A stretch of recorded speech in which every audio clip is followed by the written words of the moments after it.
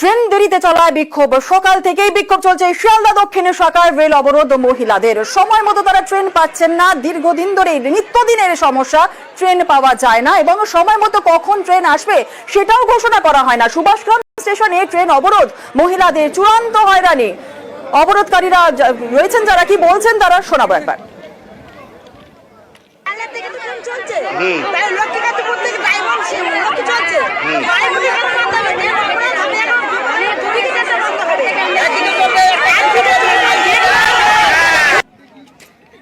কালকে 6টা থেকে দাঁড়িয়ে আছি। 6টা থেকে দাঁড়ানোর পরে ট্রেন 7:30 থেকে ট্রেন যদি বাড়িতে এসেছে 9টায়, তার আগের দিন তো 6:45 ট্রেন দিয়েছে, 9:30টার সময় ট্রেন দিচ্ছে 8টার সময়।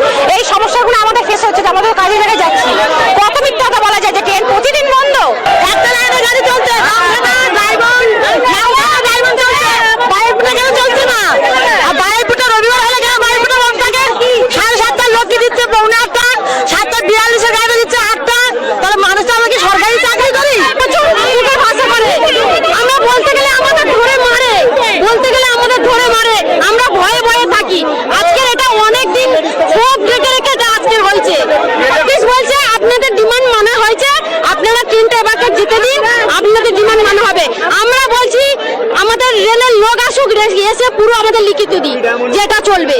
সুভাষগ্রাম স্টেশনে ট্রেন অবরোধ মহিলাদের। দীর্ঘদিন ধরে এই সমস্যায় তারা ভুগছেন। অবশেষে আজকে তাই তারা অবরোধেই সামিল হলেন। অর্পণ রয়েছে আমাদের প্রতিনিধি, সরাসরি চলে যাবো অর্পণের কাছে। অর্পণ, আর কতক্ষণ এই অবরোধ কর্মসূচি তারা চালাবেন, কি বলছেন তারা?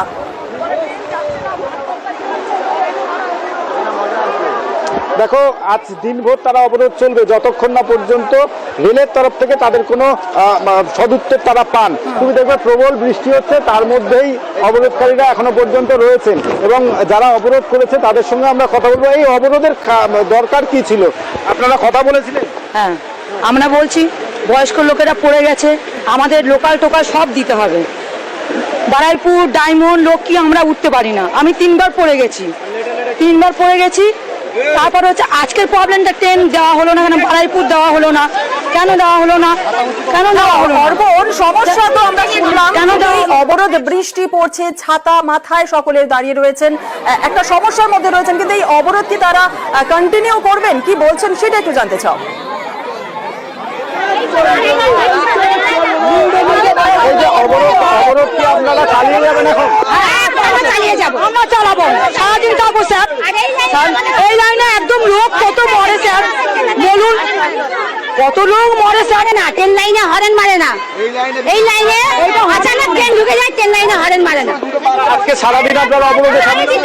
হ্যাঁ, আজকে এরকম থাকবে। রেলের আধিকারিকরা এসেছে, কথা বললেন? হ্যাঁ, আজকে থাকবে।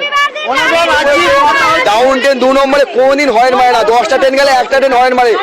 পরশুদিনকে একজন মারা গেল, সরস্বতী পুজোর সময় 2টো বাচ্চা মেয়ে মারা গেছে। যে কোনো ওকেশন আসবে একটা করে বাচ্চা মেয়ে মারা যাবে বা বয়স্ক কোনো লোক মারা যাবে। করবেন না, এইবার করে বারাইপুর দিতেই হবে। কেন আমরা ডায়মন্ড লক্ষ্মী নামখানাতে চড়তে পারছি না? এত ভিড় প্রচুর ওখান দিয়ে আছে, তো কিভাবে চড়বো বলুন?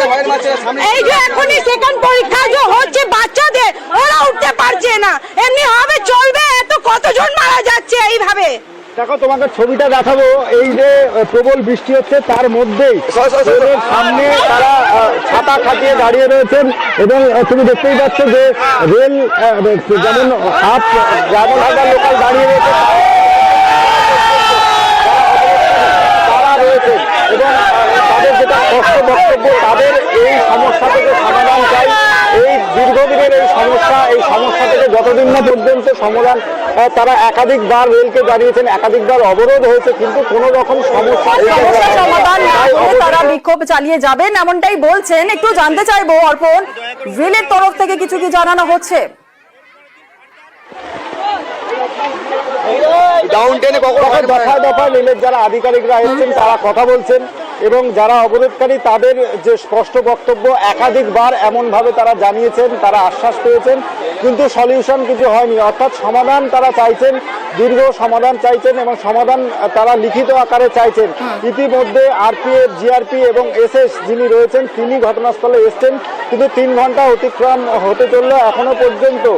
তুমি অবস্থা দেখতেই পাচ্ছ, প্রবল বৃষ্টি চলছে। সেই বৃষ্টির মধ্যেই দেখা যাচ্ছে যে যারা অবরোধকারী তারা রয়েছেন, তার মধ্যে পুলিশ প্রশাসন রয়েছেন এবং জিআরপির আধিকারিকরা তারাও রয়েছেন। তাদের স্পষ্ট বক্তব্য, রবিবার বেশ কয়েকটি লোকাল সেটি বন্ধ থাকে, সেই লোকাল ট্রেন চালাতে হবে যতক্ষণ না পর্যন্ত রেলের পক্ষ থেকে এই সিদ্ধান্তের কথা তাদেরকে জানানো হবে, অ্যানাউন্সমেন্ট হবে, ততক্ষণ পর্যন্ত কিন্তু এই রেল অবরোধ চালিয়ে যাবেন। একেবারে পরিস্থিতি থেকে নজর রাখো অর্পণ, পরবর্তীকালে আবারও তোমার থেকে আপডেট নেবো। আপাতত ধন্যবাদ অর্পণ। আর যে ছবি আমরা দেখাচ্ছিলাম, যে বিক্ষোভ চলছে, বিক্ষোভ চালিয়ে যাবেন মহিলারা, কিন্তু এই বিক্ষোভে, যাত্রী বিক্ষোভে সমস্যায় পড়ছেন অন্যান্য যাত্রীরাও, নিত্যযাত্রীরাও। তারা কি বলছেন শোনাবো একবার।